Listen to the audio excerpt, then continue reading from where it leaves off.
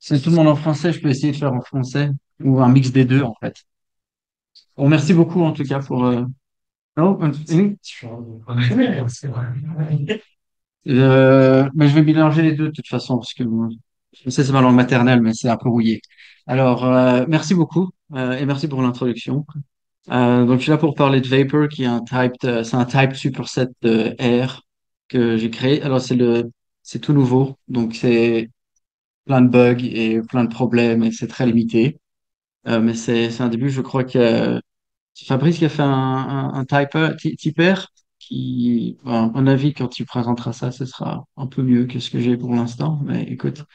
Euh, donc voilà, donc c'est ça l'idée. Alors juste vite fait sur moi, donc j'ai fait pas mal de packages Air Open Source, C Charts 4R et Firebase, MBORX, il y en a plein. J'ai les talks et j'ai les liens ici. Alors le lien, je crois que c'est pas le bon. Mais sur le site, vous trouverez le lien sur les slides que je présente là. Alors, une petite introduction. Donc, ça, c'est Vapor. Donc, vous trouverez tout à vapor.run. Et comme j'ai dit, c'est très, très, très, très nouveau. Donc, c'est assez buggy pour l'instant. J'ai une démo après. J'espère fonctionnera. Et vous verrez aussi les bugs qu'il y a dedans. Mais, euh, alors, juste vite fait, l'histoire, c'est un peu, moi, ça fait longtemps que j'ai vraiment envie de ça. Donc, c'est que, l'idée, c'est de construire quelque chose pour R comme on a TypeScript pour JavaScript. L'idée, c'est d'avoir la même chose, mais pour R. Donc, on a un langage séparé qu'on écrit et qui ne compile pas, mais qui se transpile à du R qu'après on peut faire tourner normalement. Donc, j'avais cette idée à 4 5 ans et j'ai commencé j'en avais parlé à Kirill Müller, je sais pas si vous connaissez, qui mène Syncra à Zurich, le mec qui tient tout le DBI, tout ça. Et au début, il m'avait dit non, mais on n'a pas besoin, ça sert à rien. Et puis, je sais pas, un week-end, il a fouillé un peu, il est revenu vers moi, il a dit non, en fait, c'est une très bonne idée. On a monté un truc qui s'appelait R Pre-Processing. On voulait l'appeler QLang parce qu'il y a QRST, évidemment. Et on avait fait un proposal pour avoir du funding et tout, mais bon, c'est pas passé, donc on a un peu abandonné le projet. Et depuis, j'ai essayé maintes fois d'essayer de créer quelque chose comme ça et j'y suis jamais vraiment arrivé, principalement pour des problèmes de technique et de skills parce que c'est assez compliqué à faire. Et ça, Vapor, c'est la première version que j'ai qui fonctionne plus ou moins et qui peut être un peu utile. Alors, l'inspiration, c'est ce que j'ai dit, d'essayer d'avoir quelque chose pour R comme il y a TypeScript pour JavaScript. Donc, c'est une syntaxe différente qui produit du code R. Et la syntaxe que j'ai, elle est fort inspirée de Go. Je sais pas si quelqu'un écrit du Go, mais en Go, quand on fait des types, quand on fait des types et des méthodes sur des types, généralement, ça ressemble pour moi très fort à du S3 qu'on a en R. L'idée de method dispatch avec des generics et tout ça, c'est presque identique. Et du coup, je sais pas, vu que j'adore Go, j'ai été un peu inspiré par tout ça. Donc ça ressemble un peu à ça, Vapor, mais je vous montrerai plus tard. On peut déclarer des types et vous pouvez voir que les déclarations des fonctions ont un peu changé. On a des types dedans. Les variables sont déclarées avec du let ou const, comme ça on peut avoir des constants et tout ça. Mais je vous montrerai un peu plus tard à quoi ça ressemble en faisant une démo. Alors une des questions why. Alors là, sais, je vais vous faire partager quelques-unes de mes frustrations avec R. Donc ça, c'est une erreur. Normalement, personne n'écrit ça, bien évidemment, mais quand le code est évalué dynamiquement, on peut très bien se retrouver avec un NE ici, je ne sais pas si vous l'avez déjà eu. Dans R, enfin, ça veut dire que it doesn't evaluate to logical, c'est pas true, false, donc ça crache. Non seulement ça, c'est pas encore trop grave, mais R, en 2024, refuse toujours de me dire où dans le code est cette erreur. Donc, moi, j'ai des gros projets pour des clients avec 20 000 lignes et on me dit il y a un if statement qui pète. Eh ben, je peux parfois passer une après-midi à trouver quel if statement ne fonctionne pas. Alors, c'est un peu ça l'idée. C'est le langage doit me dire quand j'écris quelque chose qui peut être faux, qui peut mener à une erreur. Et j'aimerais que ce soit le langage et mon éditeur qui me reporte ces problèmes et non pas mes utilisateurs de mes applications ou de mes packages. Ça, c'est le genre d'erreur qu'on pourrait on pourrait voir et flaguer avant que je fasse tourner mon code, en fait. La même chose ici, on écrit une petite fonction comme ça, on croit que tout va bien, mais en fait, bon, on lui passe une string évidemment que ça casse, mais on oublie souvent les checks pour des missing, parce que la X, il est missing, il n'y a pas de default value, donc il y a une handled error. Tout ce genre d'erreur qu'en fait, il n'y a pas besoin d'attendre que je fasse tourner le code pour voir que cette erreur, quoi. Un autre exemple, c'est ici où en fait, ça, bon, c'est pas tellement R, mais c'est principalement le dernier bullet point que j'ai là. On a des fonctions qui retournent plein de différents types. Donc là, ça retourne nul ou un integer. Et souvent, quand les gens font des fonctions assez complexes, je le vois. Souvent, on a une fonction qui en fait peut retourner un name, une data frame, une liste, un peu n'importe quoi. Et c'est difficile après, quand moi j'utilise ça dans mon code, de comprendre exactement à quoi je dois m'attendre quand je fais tourner une fonction. Et ça, c'est quelque chose que les types euh, ouais, peuvent aider. Ça aussi, mais ça c'est vraiment un peu de piste. Voilà, mais ça c'est le genre d'objet que je sais qu'on peut faire en R, mais que je n'arrive toujours pas à comprendre pourquoi. Euh, alors, si on, pour les gens qui font que du R, ça paraît peut-être pas choquant ça, mais ce genre de choses, et j'aurais dû le démontrer là sur le slide, mais si on essaie de convertir ça à une structure dans un autre langage comme en JSON ou je sais qu'en Go, on ne sait pas le représenter ça. Donc on a named et unnamed object dans une même liste. Tout ça fait pour des choses qui dans le langage, pour moi, on commence à se comporter un peu bizarrement quand on a des grosses codes. Et ça, c'est le plus gros, ça, c'est ce qui m'énerve le plus, c'est je crois que c'est les dots, les points dans les identifiers. Parce que alors là, le code qu'on a là, il est parfaitement légal. On ne sait pas exactement, quand moi je vois foo.data.frame, je ne sais pas si c'est une méthode foo.data sur une classe frame, ou on sait plus lire ce genre de choses. Et enfin, moi, ça m'énerve vraiment. Et j'espérais, par exemple, dans le Vapor, m'en débarrasser, mais en fait, on peut pas, c'est un des problèmes. Parce que si le langage Vapor doit supporter du R, il doit supporter ce genre de syntaxe. Et c'est un peu, pardon, c'est un peu compliqué, quoi. Avec ça, il y a juste, euh, c'est une très grosse simplification de comment ça fonctionne, évidemment, mais c'est un peu comme ça que moi je le vois. Je le comprends. Donc, on a des langages, on a des langages dynamiques comme R et Python, dynamique dans le sens où dynamically typed, où il n'y a pas de type, mais aussi où c'est interprété. Donc, on écrit le code, donc puis on le fait tourner et ça tourne. Évidemment, il y a des choses qui sont compilées, comme avoir du C, du Go, où là, il faut compiler et après on peut faire tourner le programme. Mais en fait, il y a des choses que j'ai un peu découvert moi quand j'ai fait du JavaScript. On peut faire des preprocessors et on peut quand même distinguer du code que j'écris, le code que j'écris du code qui va tourner sur la machine ultimement de l'utilisateur. Et en JavaScript, il y a des choses comme Babel qui sont assez intéressantes, qui permettent par exemple de convertir le code qu'on a écrit, qui est souvent sur la dernière version de JavaScript, à une version ultérieure de JavaScript. Alors une raison pour laquelle on le fait en JavaScript, c'est parce qu'après, ça va tourner sur un browser que vos utilisateurs vont utiliser et vous savez pas la version qu'ils ont installée. Ça dépend de la version de leur browser. Donc, la faire passer à une version ultérieure fait que généralement, ça a plus de coverage. Et on peut y penser, par exemple, en R. Moi, je crois que ça serait assez intéressant au final. Si on peut écrire du R avec la native pipe et les anonymous functions et tout ça. Et après, on peut faire passer un preprocessor qui va convertir ça à du R 3.6 où il n'y a pas tout ça et qu'au moins on a du code qui va tourner partout. Il y a aussi en JavaScript, c'est du uglify, on peut minify le code. Mais sur un preprocessor, pour moi, au final, c'est un peu ça que je suis arrivé, enfin, la conclusion à laquelle je suis arrivé avec le projet de Vapor, c'est que j'ai l'impression que j'ai une grande partie des bénéfices qu'un langage comme Vapor peut apporter, c'est en vérité plus le preprocessor pour moi que le type en lui-même. En JavaScript, il y a des choses déjà qui sont un langage qui est dynamique comme R, avec lequel j'arrive à produire du code beaucoup plus robuste grâce à ces preprocessors. On peut imaginer quelque chose qui passe en vue, regarder si les variables que vous avez déclarées sont bien utilisées, s'il y a des fonctions qui sont utilisées quelque part, assumer qu'elles sont exportées alors qu'elles ne le sont pas. beaucoup des problèmes que j'ai montrés avant, check si quelque chose, si on fait un check, une variable est missing ou quoi. Tout ça, il n'y a pas besoin de type en vérité. On pourrait très bien le faire avec un preprocessor. Et c'est un peu la conclusion à laquelle j'arrive euh, aujourd'hui. Donc, comment ça fonctionne?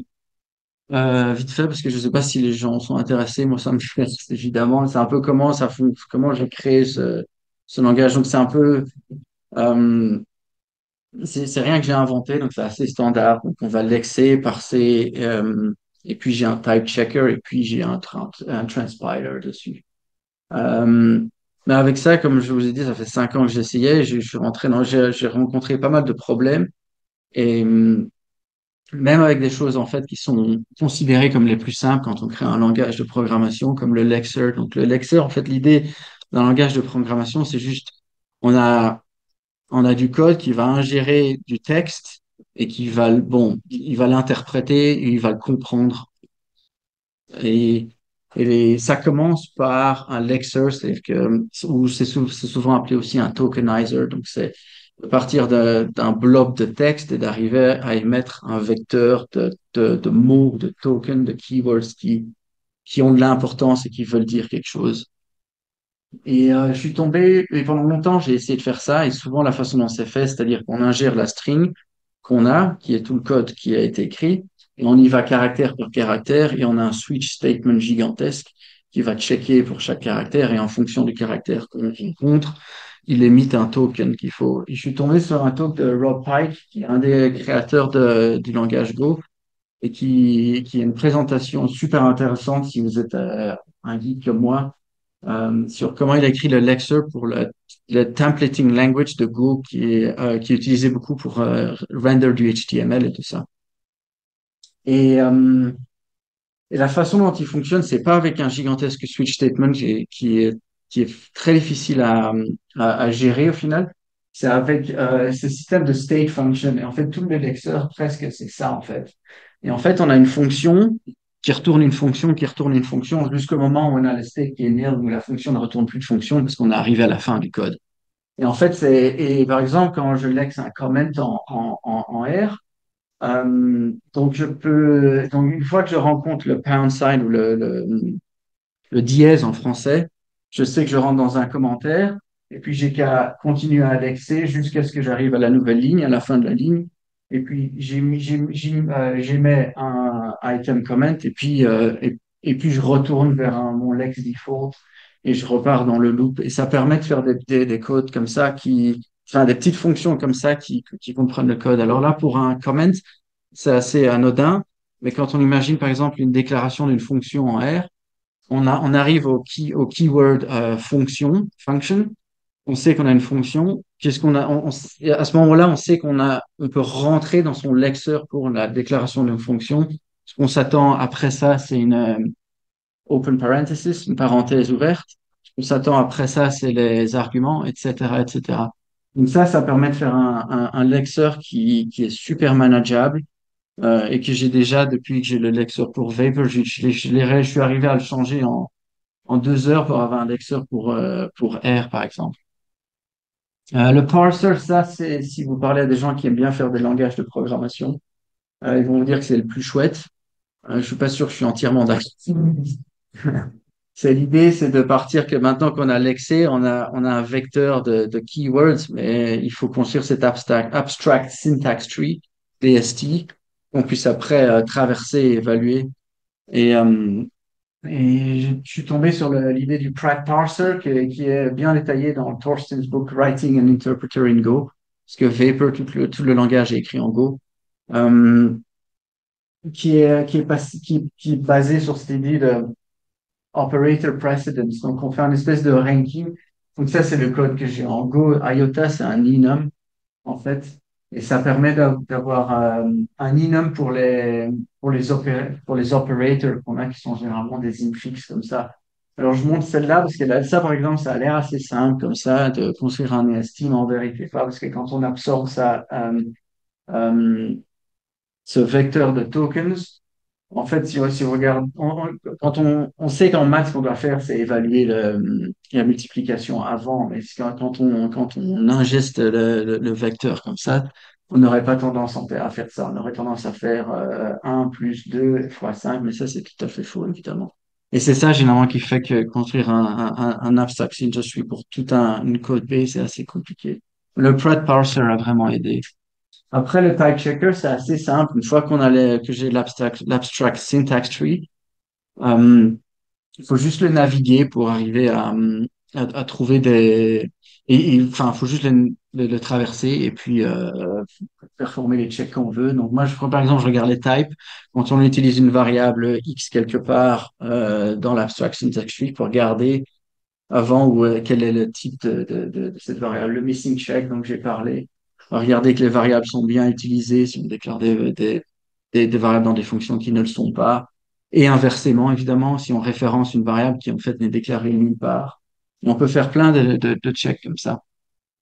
Et puis le transpiler, où en fait, donc j'ai construit, j'ai lexé, parsé et j'ai checké tout ça, qui est mon code Vapor, et je dois le transformer en code R. Et c'est ça qui fait, mais c'est aussi basé sur l'abstract syntax tree.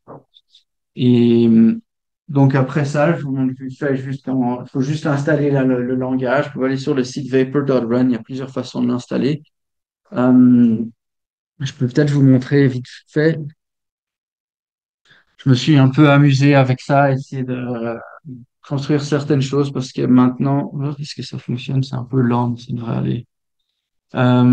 Donc on peut aller, je vais le mettre en light mode, ça va peut-être être plus lisible. Donc on peut juste installer le langage. Si vous avez Go, c'est assez facile à installer. Sinon, il y a toutes les binaries qui sont build pour Mac, Windows, tout ce que vous voulez.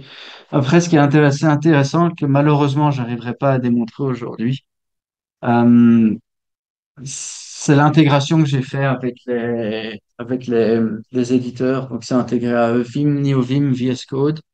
Et l'idée là, c'est d'avoir de language service, il y a server protocol, qu'avoir ce feedback dans l'éditeur. Malheureusement, j'arriverai pas à le montrer parce que j'ai eu la bonne idée de switcher à Arch Linux et tout est cassé. Donc, je n'ai plus rien qui marche.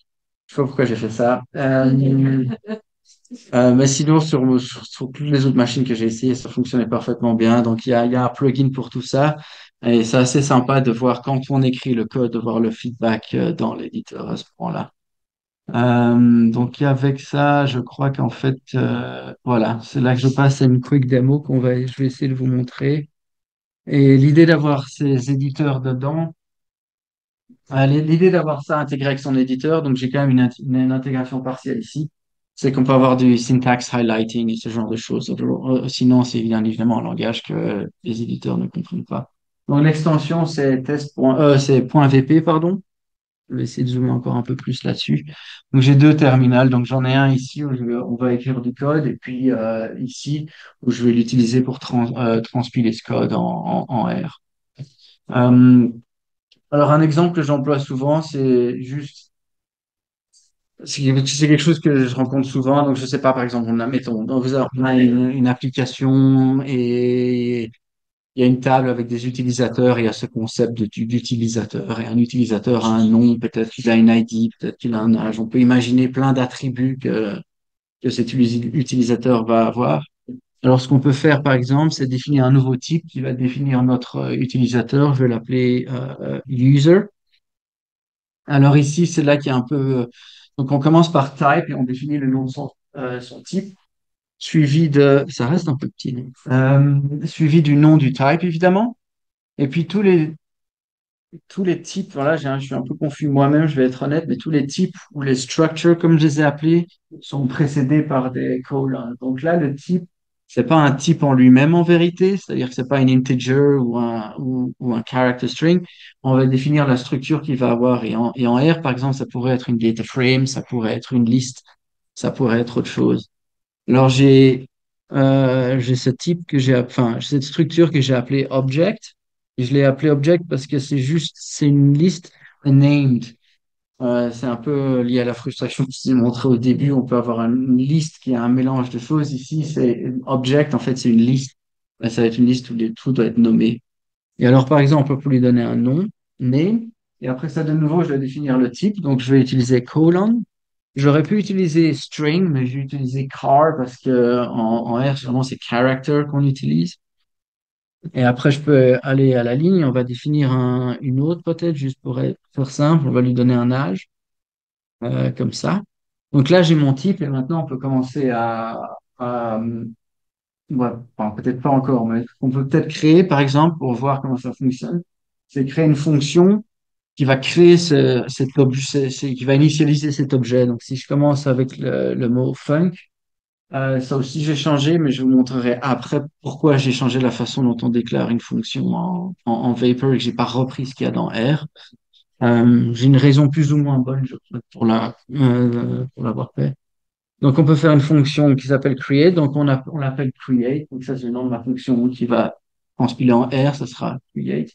Et après ça, on peut passer les arguments. Je suggère je vais en mettre peut-être juste un. On va mettre age. Euh, c'est ce qu'on va passer à mon objet ici. Donc, ça va être une integer. Et, et après, une fois que j'ai fini de créer ma fonction ici, je dois indiquer qu'est-ce que cette fonction va retourner comme type. Et ici, ben, j'ai envie de créer un utilisateur, un user. Donc, je vais faire une fonction qui return user. Et en Vapor, une autre chose j'aime bien dans certains jeux de langage, beaucoup de gens sont pas d'accord avec moi, mais le return keyword est mandatory, c'est obligatoire. Donc ici, on doit utiliser return. En Vapor, c'est pas une fonction, donc il n'y a pas de parenthèse, c'est un keyword comme ça. Et ici, pour créer mon type, je peux utiliser le type comme je l'ai déclaré là-haut, mais en fonction, et passer dedans l'âge euh, que j'ai défini en haut. Donc comme ça, normalement, ça devrait me faire une fonction. Euh, Comme ça, normalement, ça devrait être bon. Mais si on va voir un peu ce que j'ai ici, donc ici, je peux utiliser. Je vois rien sur mon écran. J'appelle Vapor, et puis j'ai juste le flag in file et out file. Donc j'ai la in file, donc c'est ma test.vp. Vous voyez que je suis dedans et ça va produire le fichier test.r. Si je fais ça, vous voyez que j'ai deux warnings. Ça, normalement, justement, c'est ça que j'aurais bien aimé de montrer, c'est qu'on peut avoir ça dans l'éditeur quand on type. Mais ici, on l'a ici. Donc, ça me dit que dans test.vp, la ligne 6 pardon, et puis j'ai les caractères si on veut, mais si on va sur la ligne 6 ici, age, on voit que ça peut être missing. Donc, en effet, j'ai pas de default là-dessus. Donc, je peux le changer, je peux régler ce problème de deux façons. Ou bien je lui donne une default value, comme ça. Normalement, à moins que je me suis trompé, non. Donc, ça a réglé le problème. Parce que maintenant, j'ai une valeur par défaut, donc cette valeur age ne pourra pas être missing. Ou bien, je peux faire quelque chose comme ça, stop if not, quelque chose comme ça. Il faut juste que je fasse un check sur missing en R. Mais ça, c'est juste du code R, évidemment. Je sais pas si vous reconnaissez. Du coup, voilà, comme ça marche aussi. Juste parce que il faut que ça fait pas très sens. On va juste mettre un default à la place. Comme ça. Voilà. Donc là, j'ai ma fonction pour créer. Et maintenant, on peut un peu s'amuser et vraiment utiliser le type. Et c'est là que je peux vous expliquer pourquoi j'ai changé la façon dont on déclare une fonction et que c'est pas comme en R. Ça, c'est inspiré enfin non, c'est pas inspiré, c'est exactement comme en Go. Euh, donc, je vous avais montré la frustration que j'ai avec le point method point machin. Donc, voilà. Donc ici, c'est pour ça que ça a changé. Donc, la façon dont je le déclare, c'est comme en Go. Donc, commence par j'ai perdu la connexion, quoi. Déjà, j'ai tapé, mais.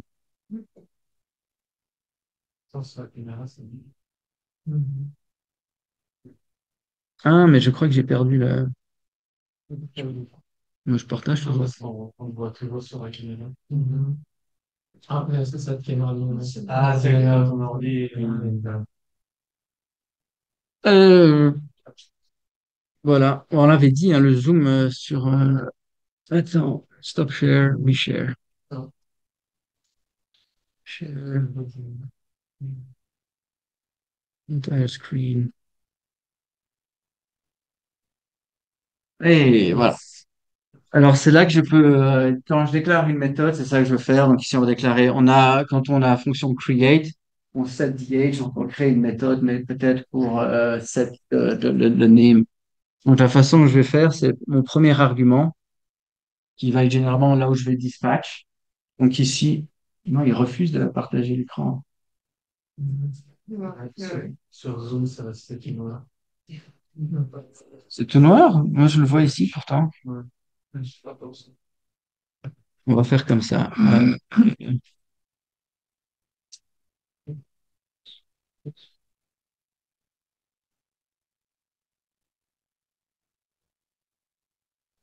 Sinon, c'est pas trop grave. J'ai un peu montré ce que je veux le montrer, mais je vais essayer de voir si you name.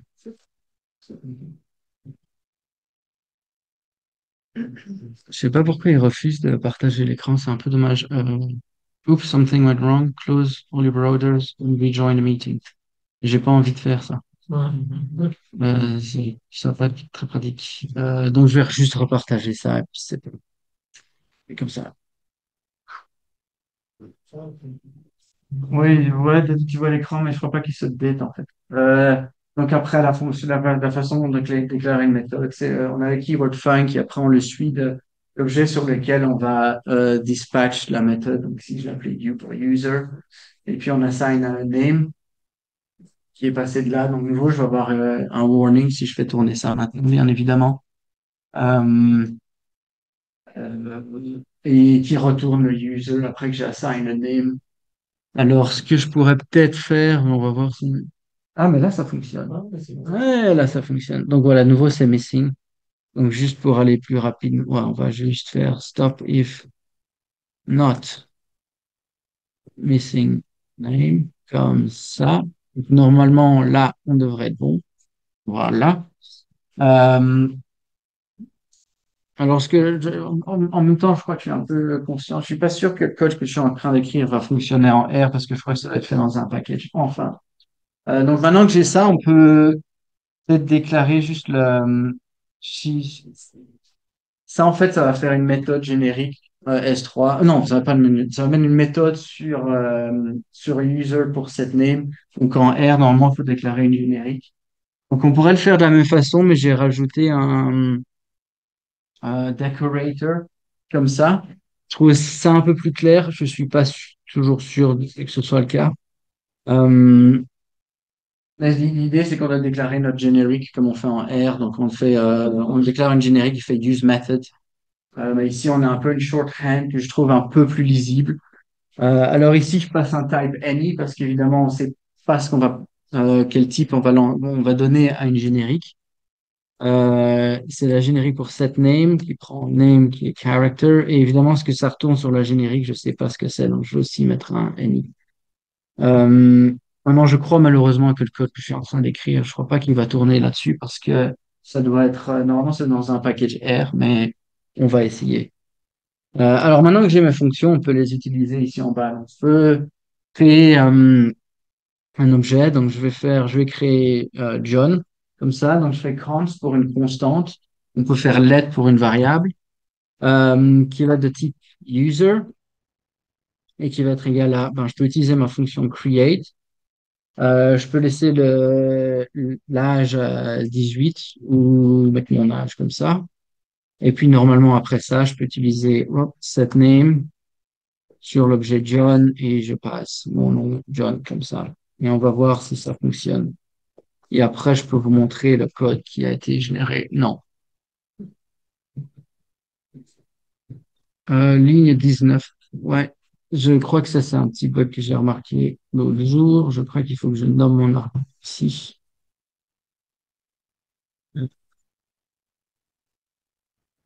Non, toujours pas. On va le laisser en default, alors, pour l'instant. Dis-moi, qu'est-ce que je suis en train de faire?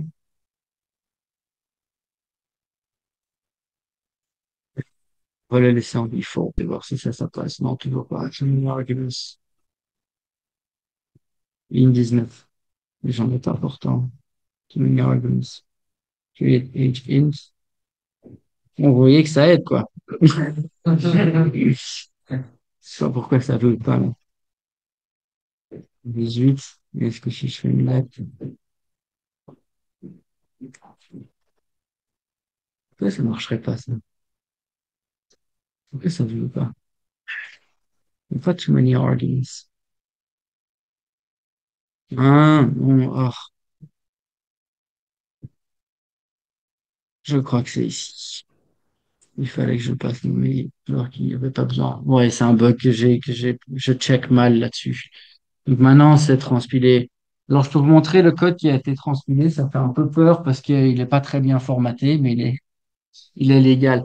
Alors, je vous montre à quoi, je vous montre à quoi il ressemble. Donc, c'est un peu moche comme ça. Donc, hop, on l'a vite fait. Et on va faire, je crois que je peux utiliser style, file, ouais, comme ça. Hop. Euh, et puis, je peux aller ici. Euh, et comme ça, on voit le code R qui... Oh non, on voit rien. Ah, on voit le code R qui a été...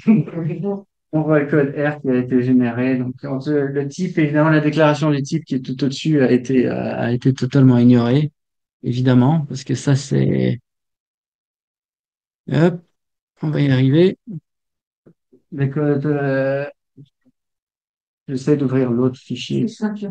Ouais, c'est mon mémoire Linux qui... le code, la déclaration du type est complètement enlevée, évidemment. Alors, create, c'est comme ça que ça le fait, en fait. Je sais pas pourquoi j'ai créé un environment avec une classe, on ne voit pas. Ça ne devrait pas être un environment, ça devrait être un objet. Où je suis, où est mon truc. Et hop. Mais normalement, ça a la classe users et ça inhérite de list. Parce que c'est ça que j'ai créé. Et puis en dessous, on a la fonction setName. Ça, c'est ma générique. SetName là-dessus. Euh, et puis ça, c'est ma méthode que j'ai ici, euh, qui est définie ici. Et c'est un peu ça l'idée du langage. Mais bon, comme vous avez vu vous-même, là, il y a quelques problèmes. Il y a encore du travail à faire.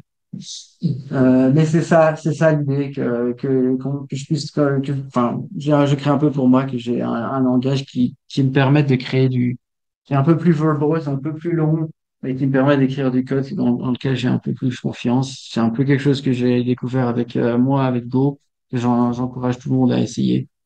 Euh, Go est absolument magique pour ça. C'est presque impossible d'écrire du code qui fonctionne pas. C'est-à-dire que ouais, un peu comme j'ai là, je fais mon transpile et s'il y a une erreur, il transpile pas et je sais pas créer ce code, je sais pas délivrer ce bug, je sais pas ce bug. Il y a des bugs dans mon code, mais personne ne le verra jamais parce que je sais même pas arriver à le faire tourner, quoi, à le créer. Donc c'est un peu ça l'idée. Donc voilà, moi c'est un peu ce que j'ai pour vous aujourd'hui. Si vous avez des questions, dites-moi. Merci. Non, merci.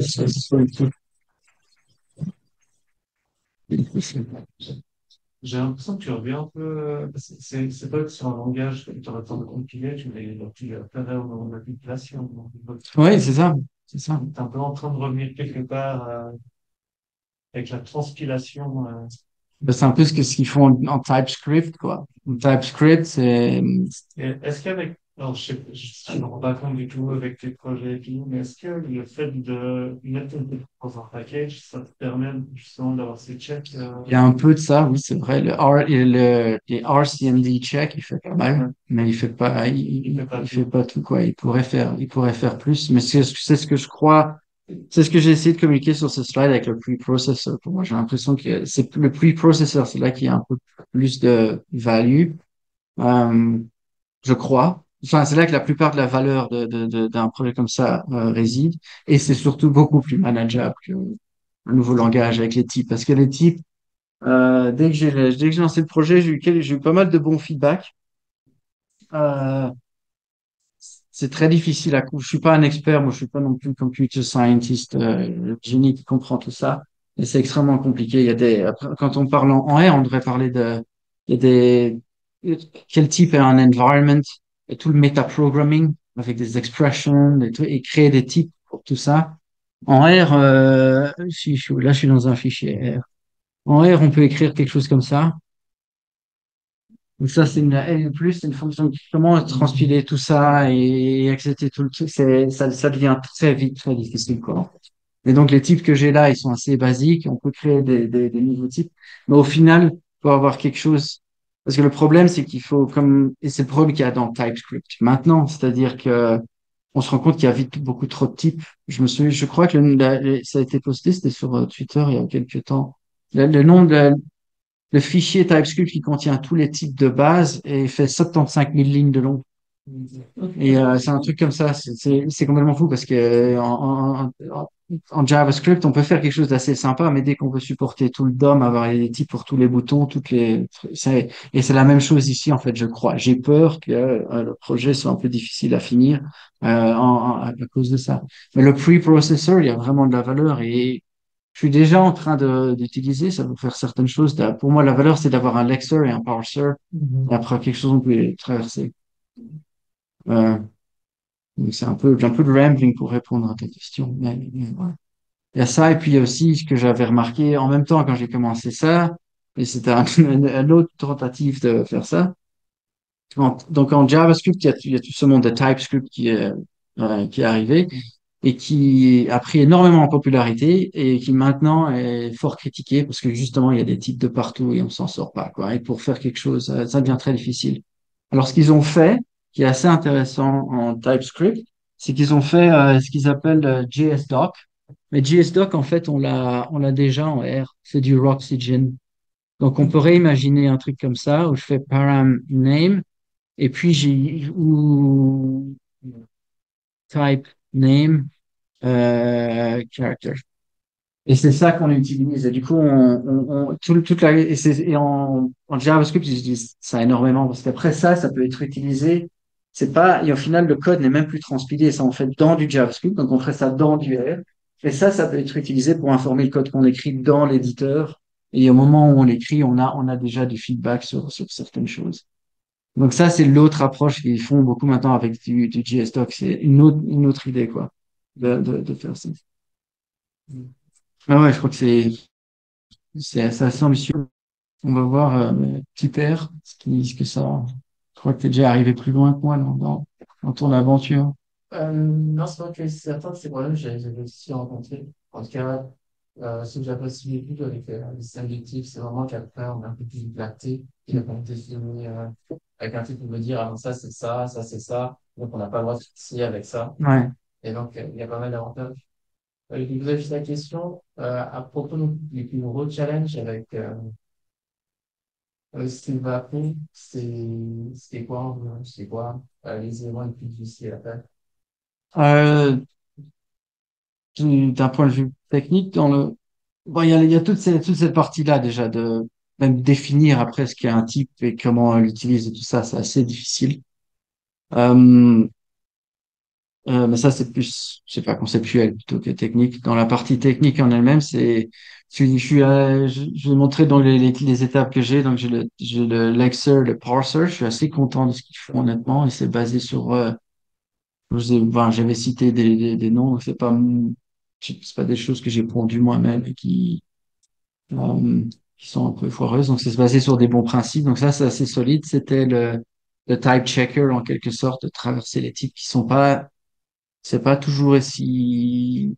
J'essaie de penser à un exemple maintenant, mais c'est pas toujours aussi évident quand on traverse le tree d'après évaluer, voir si s'il a un bon type. Il y a ça, puis à chaque fois que il y a les systèmes d'environnement qui est en fait dans tous les langages. Donc la valeur que j'ai donc name que j'ai définie ici, il est juste il y a 15 secondes de il y a que j'ai défini ici, name que j'ai défini ici, il est juste présent dans cet environnement-là. Il y avait tout ça aussi qui est assez, quand on traverse un truc où il faut, si on imagine un peu l'abstraction que j'ai ici, je rentre dans un environnement, donc j'ai une close an environment, et puis je réouvre l'environnement, tout ça, c'est assez compliqué. Et c'est pas super. C'est pour ça que, par exemple, j'ai encore des erreurs là où je réalise par exemple ici que c'est new environment, ça devrait pas être un new environment. Il y a plein de trucs comme ça. Ça, c'est une partie. Et puis le euh, transpiling, c'est pas si évident que ça. Parce que euh,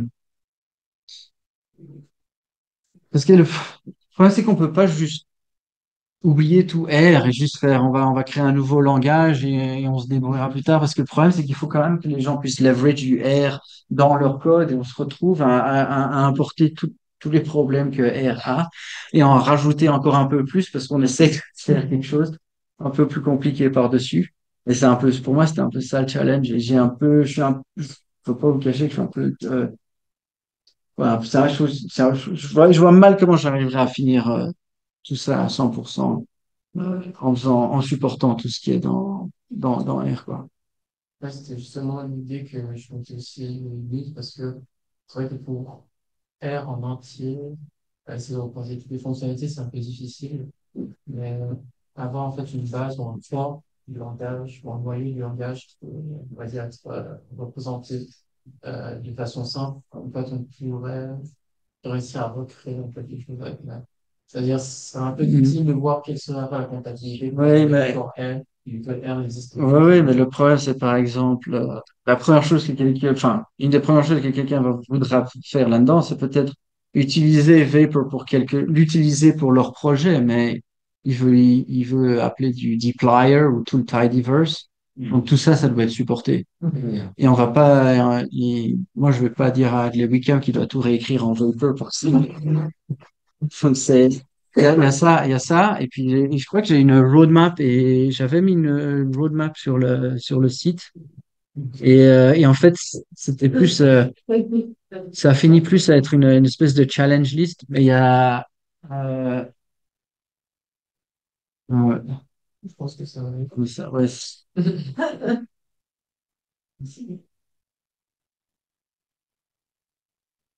Yeah, yeah. Euh, Là, ça, par exemple, c'est, enfin, type inference, parce que dès qu'on utilise par exemple, du dplyr, si quelqu'un appelle une fonction de dplyr, qu'est-ce que ça retourne? Tibble? Est-ce que tibble, c'est la même chose qu'une data frame? Est-ce que, tout ça, Parce bah, que, en fait, pas, non. Enfin, parce qu'après, il y a des méthodes dessus, c'est très compliqué. Après, il y a des gens qui ont défini leur propre type dans leur code et ça retourne structure, machin, avec une classe qu'on n'a jamais vue et tout ça. ouais, Et c'est ça qui m'a fait, ouais, qui me fait un peu peur. parce que j'avais plutôt pensé, ah non, Ouais, vas-y. j'avais plutôt pensé à une méthode plutôt incrémentale, laissant en fait l'utilisateur lui-même importer des éléments dans le package et de lui-même en fait définir les titres. Ouais, ouais, bah, Et c'est ça. ce serait ça justement. Parce que sinon après, ouais, non, sinon on serait obligé de tout réécrire. Bah, ouais, mais c'est ça que j'ai, mais malheureusement, je trouve que c'est un problème. Je sais pas si je peux le démontrer, mais par exemple, ici, enfin, je crois que, ouais. Un package un peu, comme tu fais en React, c'est-à-dire tu auras un package Vapor pour supporter tout type, ça laisserait le choix justement à tout le monde de. Euh, Tu as, non, alors ce que non. tu auras une version pour le corps, pas pour vraiment le cœur de R, mais après, ce sera packageable pour supporter d'autres types de sets et puis les gens pourraient bénéficier. Ouais, ouais, mais ça, j'ai quelque part, faut que je vois, je trouve. S'il y avait Il y a ici, j'ai quand même essayé de faire ça, un truc de import-export. Bon, la syntaxe devient un peu moche. Et bon, c'est minuscule là, sur l'écran. Est-ce que je peux zoomer là-dessus? Donc ça ressemble à ça. Donc après, quand on écrit du code dans un package et qu'on fait tourner Vapor sur un package, je prends tous les types. En fait, c'est toutes les déclarations de type que j'avais. C'est juste ça qu'il faut tout me remettre dans un fichier que je mets dans le inst folder quelque part. Puis après, je sais aller retrouver et je sais aller chercher, je sais rechercher ces types. Et quand on utilise un package, j'ai zoomé sur l'écran là, mais on est 15 minutes derrière. On peut faire un peu comme on utilise une fonction avec le call on deux points pour aller référencer. Là, j'ai a package, c'est mon package, et je référence le type de ce package. Donc j'avais un peu de ça, mais pas inférer le type depuis du code R. Enfin, moi j'ai. Parce qu'après, tu vois, dans l'idéal, si quelqu'un développe un package et tu peux le rendre vehicle compatible, tu vois, Ouais, ouais, oui, oui. et sa force, c'est que du coup, les gens, ça, ils vont en plus à le lien que c'est Ouais, compatible. ouais, c'est Du coup, ça. tu peux le. Non, non, t'as raison, mais il faudrait arriver à faire du type inference depuis R. Hmm. C'est quelque chose qu'en fait, j'ai même pas sur, je sais pas, je peux essayer d'Altab, mais ça va peut-être pas fonctionner. Chose que j'ai même pas sur Vapor, en fait. Même dans Vapor, le code, il est sur l'écran. Voilà. Mais, et rien que là, j'ai pas de type inference. Donc, il y a beaucoup la plupart des langages typés, ils font quand même du type inference dans le langage. C'est-à-dire qu'une fois que j'ai déclaré X est une integer, partout où je référence X, j'ai pas obligé de nouveau dire c'est une integer.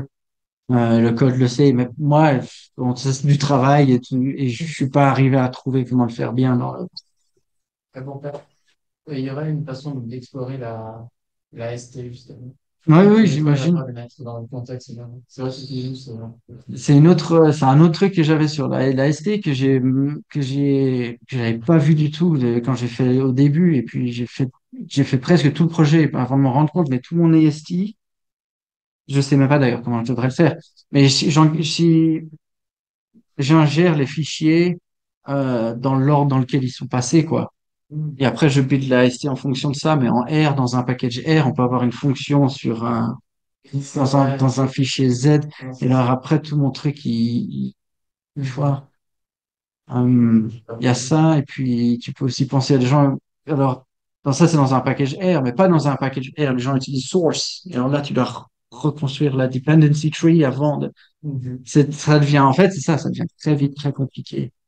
Euh, et juste vite fait dans ce qui avait été un peu plus compliqué que je me souviens, ouais, ça c'était ouais, le type inference, c'est ça qui m'a un peu fait peur, quoi. Et que j'avais peur que si on sait pas inférer les types depuis R, ça devient vite très limité. Où les gens peuvent, comme les gens font beaucoup de TypeScript aujourd'hui, ils écrivent du TypeScript, mais tous les types sont any. Donc, ils acceptent n'importe quoi et ça sert plus à rien. Euh, ou bien ouais. C'est assez compliqué, quoi, de pouvoir de le faire en supportant quelque chose, un langage existant, c'est très, très compliqué, je crois. Ah, Mais non, je te souhaite d'y arriver, hein, parce que je crois il y a de la valeur là-dedans, moi. C'est sûr. ouais, la seule solution que j'avais pensé jusque-là, justement, c'était tout simplement de laisser l'utilisateur lui-même dire quel type ça et de faire confiance avec Oui, ça. oui, j'ai vu sur ta vidéo, c'est ça que tu fais.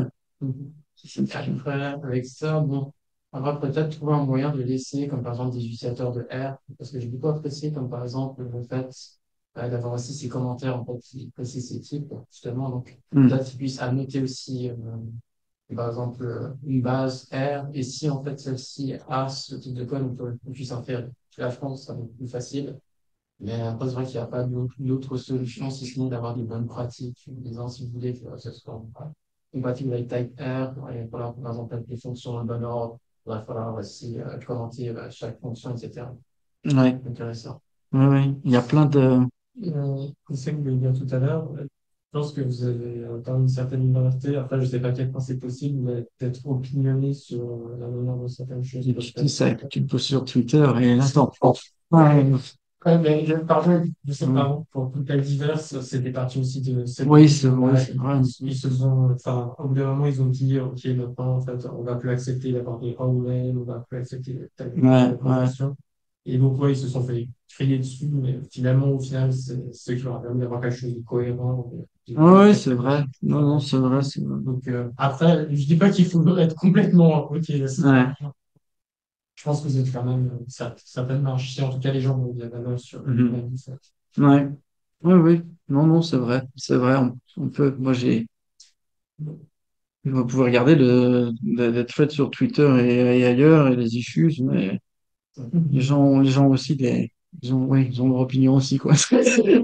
Malheureusement, Et oui. ça, et ils n'hésitent pas à la partager, donc,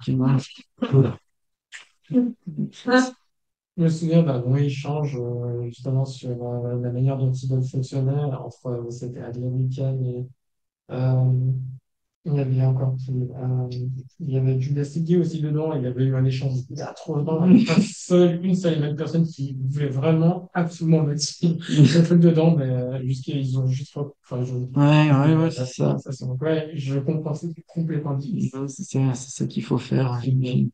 Mais c'est pas toujours évident. Ouais, il y en a un, excusez mon langage, mais j'en ai pris plein la gueule parce que j'ai mis true, false, je les ai mis lowercase. Pourquoi? Je suis désolé. Ce genre de choses, quoi. Il faut pas grand-chose. Mhm. J'ai changé the assignment en R. Au lieu de faire l'arrow, moi, j'ai juste mis égal. Et en fait, l'arrow, c'est pour assign to parent. Je trouve ça beaucoup plus clair. Parce que moi, je fais ça, mais ouh là là là là. Quelle erreur. Oui, si tu fais une note sur deux. Pardon? Un compromis, si tu fais le show, Ouais, une note sur deux en cas. voilà, comme ça. Super pratique. Comme ça, ouais. Parce que ouais, chaque choix peut être bâché par rapport qu'on fait, malheureusement. Mm. Ouais, mais Ouais, j'en ai. j'ai vu ce que tu as fait. J'espère qu'un jour tu le présentes ici et que je puisse en avoir parce que toi, tu avais une approche fort différente. Ouais, un peu différente, mais j'ai pas réussi à le faire autant. Quelquefois, justement, au niveau du LSP et de tout ce qui va autour, justement. Bah, le SP, ça, c'est assez chouette à faire. J'avais commencé avec ça parce que je m'étais dit, c'est ça que je voulais faire avec ce système de commentaires. Mais c'est ça, en fait, que j'ai peut-être été un peu trop enthousiaste. Mais en fait, rien que si, c'est c'est peut-être plus, je sais pas, c'est un problème plus, c'est dans ma tête plus qu'ailleurs, mais juste quand tu parles de juste faire les commentaires, donc on en avait parlé, où tu peux mettre des commentaires pour indiquer les types. Bah, en vérité, pour toi, c'est le même montant de boulot, parce que tu vas quand même faire tout le lexeur, tout le parseur, tout le truc, mais pour du R en plus. Alors que moi aussi, il y a des choses que je fais dans le langage Vapor. Je change la syntaxe parce que c'est plus clair, mais généralement, c'est plus clair pour tout le monde, quoi. C'est plus clair pour le développeur, mais c'est aussi plus clair pour la machine, pour le lexer et le parser. Il y a des trucs en R. Le truc avec les points et les méthodes, bonne chance à parser ça. Moi, je suis rentré dans des threads, je peux te les envoyer. Il y a des gens qui savent pas comment, Ouais, j'ai abandonné le savent cours. toujours pas comment on parse ça. Et j'ai essayé de regarder dans le source code de R, mais ça, c'est en Lex et Yak et en C. Et il y a 4 personnes au monde qui le comprennent. Pour essayer de comprendre comment R, c'est, qu'est-ce qu'il doit dispatch, quelle méthode et j'arrive pas à comprendre. Et j'ai posé des questions à certaines personnes qui sont bien plus calées que moi en programmation et en R, et personne ne sait me répondre, quoi. Tout le monde fait, ça marche, je ne pose pas de questions. Ma seule solution, moi, je dis plutôt un functional parseur. Donc, il intègre autant l'exer et le petit parseur. Mais c'est qu'en Hmm. fait, c'est plutôt une méthode trousseau de clés. Je prends, j'essaye, ça marche pas. Je prends, j'essaye, ça marche pas, Ouais. jusqu'à ce qu'on tombe sur la bonne occurrence. Ah. Mais ouais, mais c'est-à-dire, en tant que tel, c'est vrai qu'on risquerait quand même de se casser un peu les dents et de faire en performance.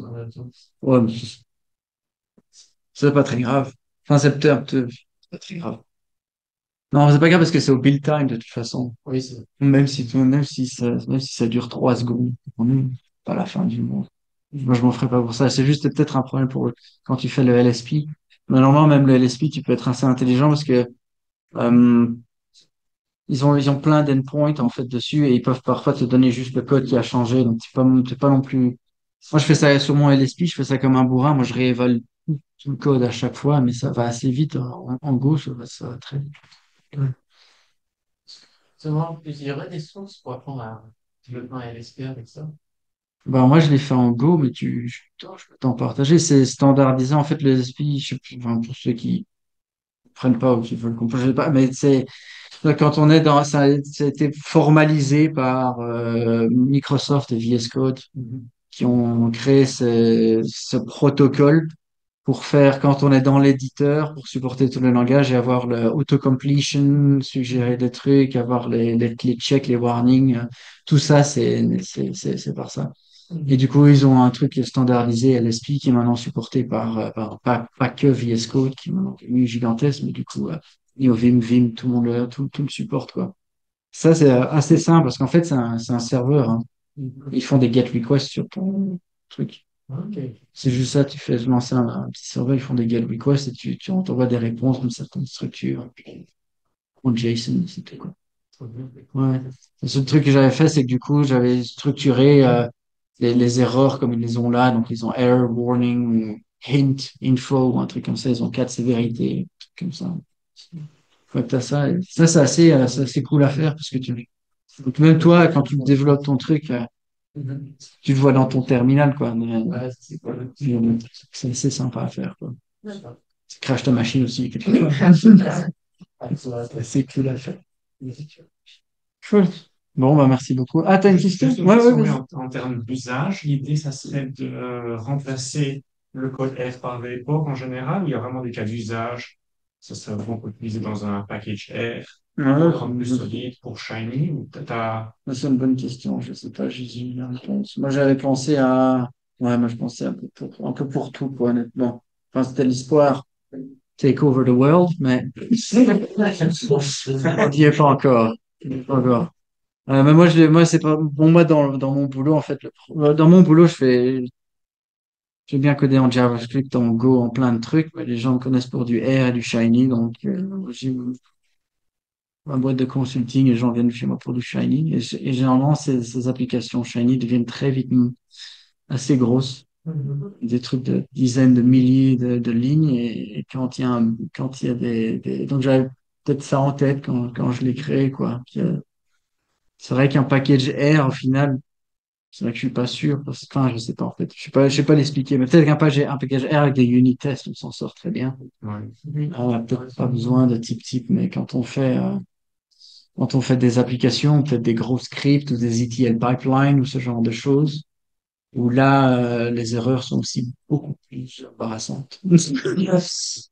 Parce que ce que j'ai en tête derrière cette question aussi, c'est que, par exemple, je suis avec aussi une équipe en R et je partage le code. Et donc, ça apporte une complexité Ouais, ouais, supplémentaire. ouais, Mais si on pouvait partager ce code-là dans un package, faire des fonctions, les codeurs en ouais. R qui ont un niveau moins élevé pourraient quand même utiliser ce Ah, travail. ouais, ouais, je vois Et ce que donc, tu veux avoir dire. différents niveaux et Ouais. on pourrait avoir du code en V pour la production qui est plus solide et le reste du code. Est-ce que ça, t'as ça aussi en tête? Non, c'est une bonne question, j'y avais pas pensé, non. Ouais. C'est une bonne idée, mais j'y ai vraiment pas pensé. Hum. David, il avait une question. Ah, La mention jaune depuis un moment. Hello, vous m'entendez là? ouais, bien, ouais. Ouais, trop bien. Ça Ouais, va, bah t'es au j'avais. bar? Non, je suis au café. Pas encore. Ouais, j'avais deux petites questions. La première, c'est juste pour être clair, ça veut dire que du Vanilla Air, ça marche pas, ça fonctionne pas comme ça sur Vapor pour l'instant. Ouais, d'accord. Si, si, enfin, normalement, tu peux utiliser des fonctions de Vanilla R. Tu peux écrire une fonction comme en R dans Vapor? Non, non, tu peux Non. pas Ah ouais, oui, l'écrire d'accord. comme. Non, non. Tu peux pas importer du code, oui, voilà. Ok. Ouais. Deuxième truc, ouais, voilà, vous étiez en train de parler de tout ça justement, et bah voilà, vous avez toi et Fabrice, vous avez des opinions très opinitées et je les comprends aussi, mais moi je viens aussi dans un monde un peu plus de compromis, et justement, toi, ce que tu parlais, ce qui était vraiment important, ben, c'est le processeur. Et il y a des sortes de processeurs comme Markdown Check ou des unit tests, mais il n'y aurait pas justement un monde entre deux où on pourrait juste genre avoir un truc qui va justement processer, par exemple les commentaires ou par exemple quelque chose comme ça, qu'on puisse demander un type et que par exemple ça automatiquement crée des unit tests qui vont checker, qui vont faire ce stop if not missing, qui vont checker tout ça et qu'on doit juste runner ça, on va dire comme une sorte de wrapper autour de ça au lieu d'avoir Hmm. être obligé en fait de passer par un type check quoi. Tu vois ce que je veux dire? Euh, bon, peut-être la question, donc l'idée, c'était peut-être de trop cette idée de commentaire, mais que ces commentaires généreraient des unit tests dans le code. C'est ça? Ils généraient Ouais, par des unit exemple, tests. ça génère par exemple un file qui va faire en fait tout ce que la plupart des trucs de base que tu voudrais faire pour des types par exemple. Ouais, je sais pas si c'est C'est si trop simple tordu. que ça. Je Ouais. vois un peu l'idée d'où elle vient, mais je suis pas sûr que ce soit beaucoup. Par exemple pour le missing, tu vois, je pense que ça pourrait être Le assez bien, missing, ouais, le missing, par tu exemple. pourrais le tester, ouais. Et ça, pour moi, vraiment, ça c'est mon plus gros problème, par exemple. Mais je pense pour la plupart des utilisateurs de base, je pense que c'est le truc le plus Ouais, critique. Après, le reste, je comprends que ça peut devenir vraiment trop méta et trop compliqué. Mais juste le missing, par exemple, ouais, je, c'est vrai, c'est vrai. Le t'imagines. missing, ça pourrait être testé. Et ça pourrait être juste un package qui va juste qui va checker des flags et qui va juste recréer un file de test, un truc Ouais, automatisé, quoi. Ça existe déjà, en fait, pour faire des unit tests de certains trucs, du coup. ouais, ouais. Moi, je vois ce que tu veux dire. Ouais, Ok, ça sera voilà. peut-être à essayer. Ouais. Ben, moi, je serais chaud de bosser là-dessus si jamais quelqu'un peut m'aider. Cool. Mais Mhm. voilà, je trouve que ça sera un petit entre-deux pour commencer à avoir du type safety tout en Ouais. gardant R, tout en réinventant pas la roue, tout en laissant aussi de la flexibilité, parce que la plupart des utilisateurs vont pas vouloir être obligés d'utiliser des types, je pense. Ça va être très difficile de les convertir. Mais si on peut agrémenter Ouais, quelques ouais, non, trucs, c'est vrai que voilà. convertir les gens à utiliser les types, c'est pas évident. Oui, surtout la base de R, c'est vraiment des gens qui. Enfin, c'est pas des développeurs, c'est clairement les pires, en fait. Moi y compris, en termes de, Ouais. en termes de structure, quoi. Mais un truc comme, par exemple, Strict, je crois que c'est Strict de Anne Wickham, ce qui va te faire des erreurs pour des trucs qui Ouais, sont j'ai pas pas des regardé erreurs. ça. Ben, Hadley Wickham. ouais, je voudrais voir, bah, je vais regarder tout à l'heure comment ça marche Strict, mais c'est ça, en fait, il fait des erreurs pour des trucs qui sont pas des erreurs en R, techniquement. Enfin, il fait des warnings. Possible, Si ouais. t'as mal Ouais. formaté ton code. Du coup, il devrait Faut que avoir je un parseur regarde. et il ne doit pas avoir un truc, quoi. Mais voilà. Faut que je regarde ça. Mais en tout cas, je suis trop content qu'il y ait eu cette conversation et que ça commence en tout cas par ici, quoi. Merci beaucoup. Cool. Merci, hein. De rien. Bon, merci. Je sais pas si quelqu'un d'autre avait une question. Ah, j'ai arrêté de partager mon écran, donc on voit ta tête en grand sur. Il est au soleil. Allez. Alors, merci. Non, merci à vous. Merci d'être venu, hein. Cool. Du coup, je vais vous inviter à partager le repas, ce coup-ci. C'est